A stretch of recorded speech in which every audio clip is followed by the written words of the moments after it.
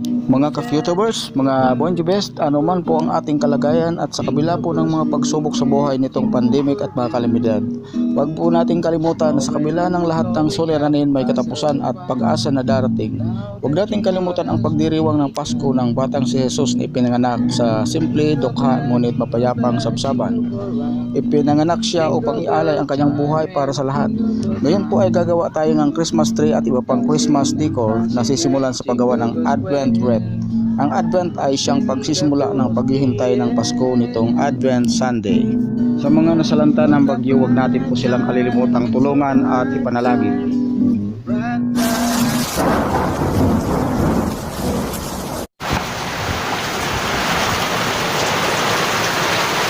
Ito ang nakalipas po naganap na bagyo dito sa Bulusan. Sa awa po ng Diyos ay ulan lang talaga, hindi tulad po sa mga ibang lugar.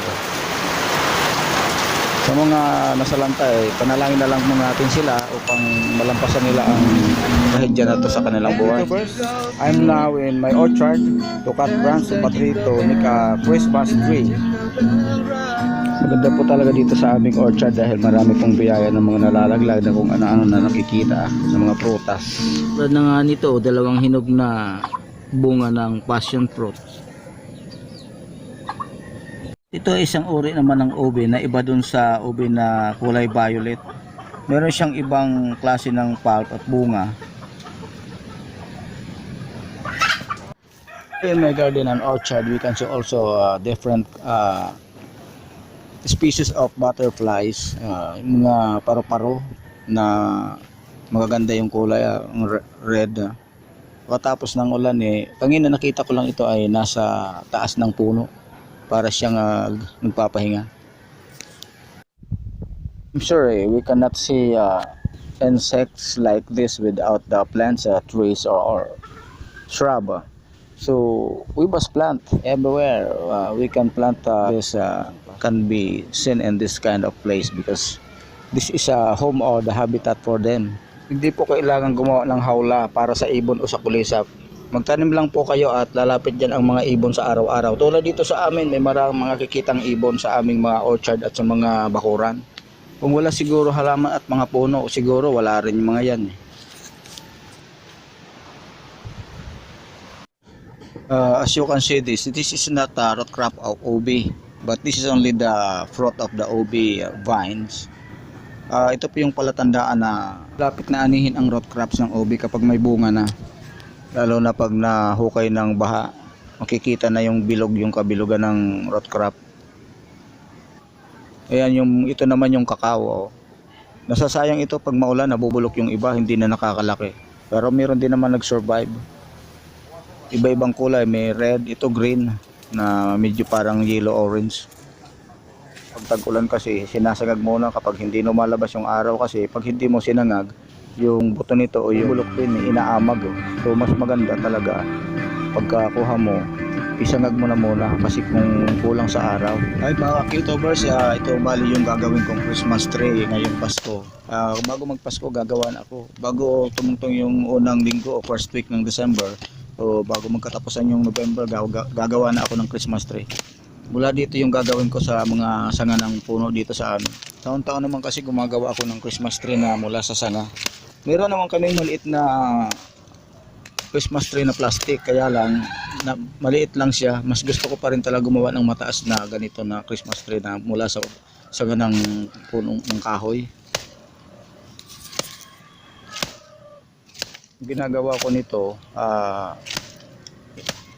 pinuputulan ko lang siya ng sanga na umiksakto lang siya sa hugis at pagkatapos pinipinturahan ko siya ng kulay na usually ang pinipintura ko nito green, minsan din naman off-white, saka ko na nilalagyan ng mga Christmas decor na makikintab at makukulay na binili. Gagawa po kami ng Christmas tree nitong batang ito na si anong pangalan mo? Asya. Kailangan ko munang alisan ng dahon itong puno ng sanga na pinutol na gagawing Christmas tree. Kapag itakas ang gamitin, masasama pati yung maliliit na sanga. Kailangan kamayin na lang, isa-isahin na, tanggalin ang mga dahon. Pagkatapos pipinturahan ko ito at lalagyan ko ng mga pang-decor na binili, yung mga makukulay at makikintab ng mga pambitin for embellishment. Hi YouTubers, I'm now in my orchard to cut branch of a tree to make a Christmas tree. Kung ang gagamitin po natin ay kahoy sa paggawa ng Christmas tree ay napaka eco-friendly po kaysa plastic. Kapag ang plastic po itatapon rin natin, sana naman natin ibabasura. Buti lang sana kung hindi itinatapon yung mga plastic, marirecycle lagi o taon-taon. Kaya lang meron din namang Christmas tree, taon-taon bumibili at tinatapon din yung iba. Kunting diferensya lang. O ang nangyayari, nagiging basura pa rin. Samantala ito pagkatapos ng Pasko, hindi ko ito itatapon. Pwede rin ito panggatong pero hindi ko ginagatong. Ginagawa ko itong pagapangalang mga pananim na tulad ng mga gumagapang na gulay tulad ng upo at yung mga iba pang mga gumagapang na gulay. Yan po pwede na pinturahan pero kahit yung brown lang ay maganda na, kaya lang po para mas maging ano siya, attractive tingnan sa iba pang makukulay na mga ilalagay, kaya maganda pinipinturahan ko rin yan katulad ng green na kulay. Pero hindi po tayo pumuputol ng mga maraming puno para lang gumawa ng Christmas tree. Ito po yung mga sanga lamang at saka kailangan po lagi tayo magpapalit ng punong kahoy. Bago man tayo magputol ng kahoy kahit maliliit, kailangan lagi may pamalit ito, may pampalit. Makes a jingle and a jingle beat. That's the jingle bell, the jingle bell rock.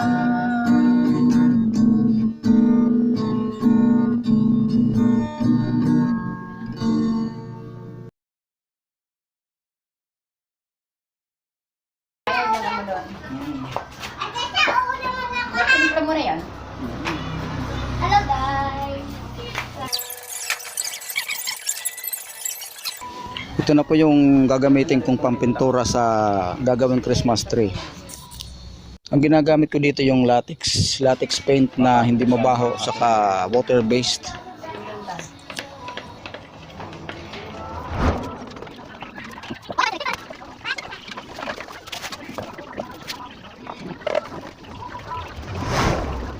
A few moments later. Medyo payat lang ang mga sanga nitong kahoy na gagawin kong Christmas tree, pero mataas ito. Ang taas nito ay sagad hanggang taas ng aming kisame.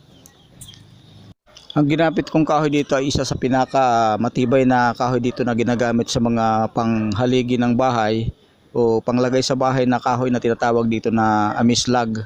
Matibay ang mga sanga nito na gagawin ko. Ang kagandahan din ng punong ito ng amislag ay maliban sa matibay itong kahoy, namumunga pa ito ng maliliit na parang duhat na ang bunga na ito na maliliit ay dinarayo ng mga ibon. Pagkain siya ng mga ibon, kaya pag may tanim ka talagang pupuntahan niya ng mga ibon at saka nagiging nagagamit pa sa paggawa ng bahay na yari sa kahoy.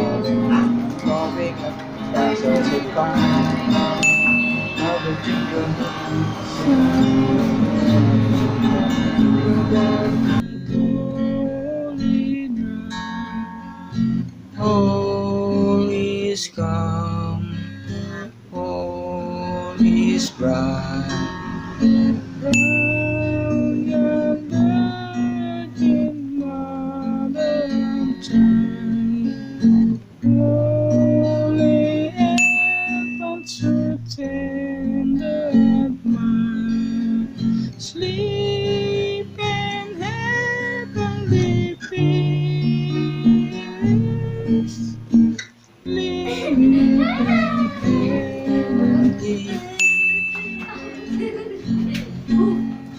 silent night, holy night, shepherd's way.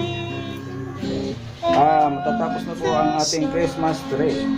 Glory stream from heaven afar, heaven sing hallelujah.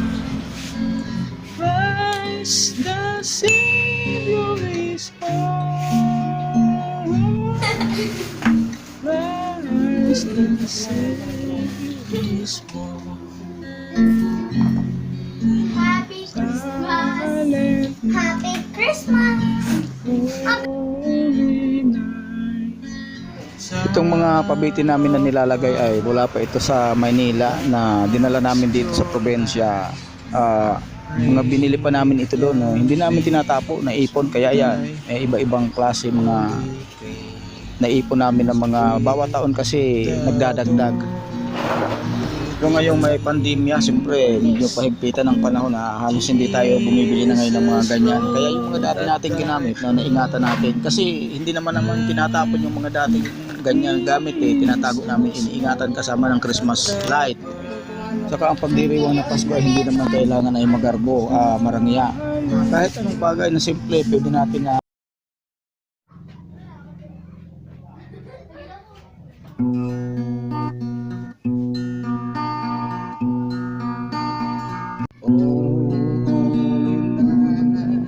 the stars are brightly shining.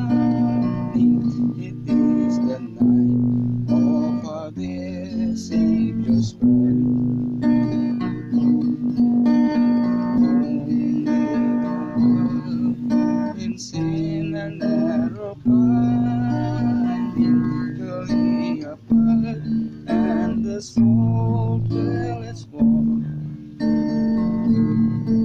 A trail of gold, the very world rejoices, for yonder breeze the you and glorious dawn.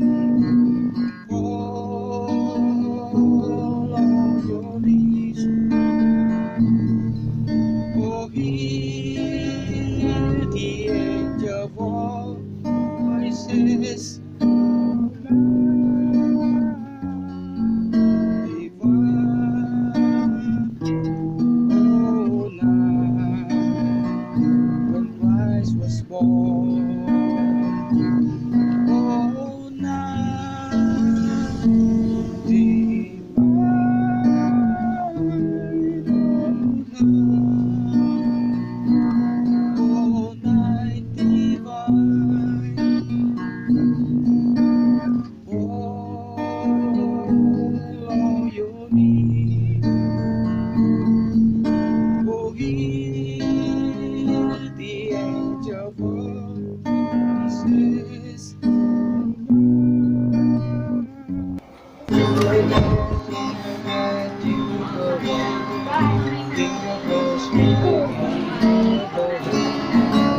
At ito naman po ang tinatawag na Advent candle saka Advent wreath na ginagamit sa simbahan na sa tinatawag na sa mga Advent Sunday. 4 na Sunday yan bago magpasko na paghihintay o pagdating ng Pasko. Gumawa rin kami ng maliit na Belen na dati namang tinago namin na Belen, pero naglagay kami ng dekorasyon ng mga simpleng bagay lang para lagyan ng dekorasyon. Ang Belen kasi hindi dapat maalis sa Pasko kasi yan ang talagang pangyayari na dahilan kung bakit may Pasko, kung kailan at saan ipinanganak ang Panginoong Diyos. Ito naman ay mga pinagputulan ng kawayan, hindi itinapon at naisipan pa lang gamitin. Pinapinturahan ko.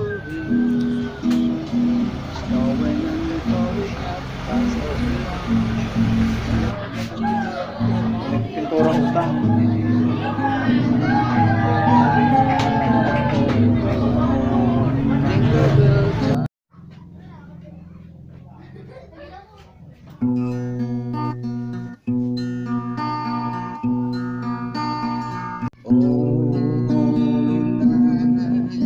The stars are brightly shining. It is the night of our dear Savior's birth. Only the world in sin and narrow finding early apart, and the soul till its born.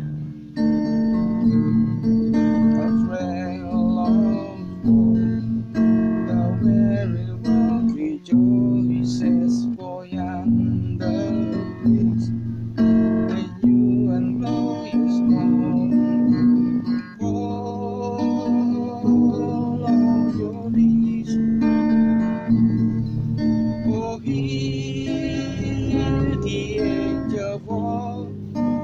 voices divine.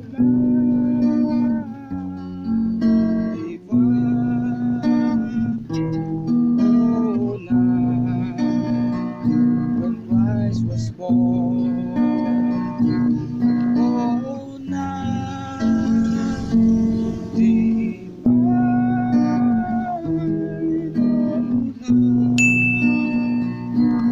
Oh, night divine. All you need. Oh, hear the angel voices divine.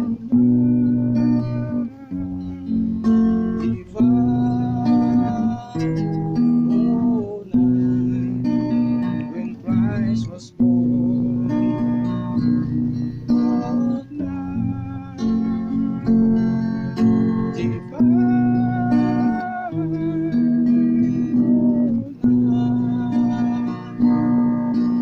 All night divine. Lily apart, and the soul till it's born. A trail of gold, the very world rejoices for yonder place. When you and glorious dawn, all of your needs. Oh, hear the angel voices divine. Oh, night when Christ was born.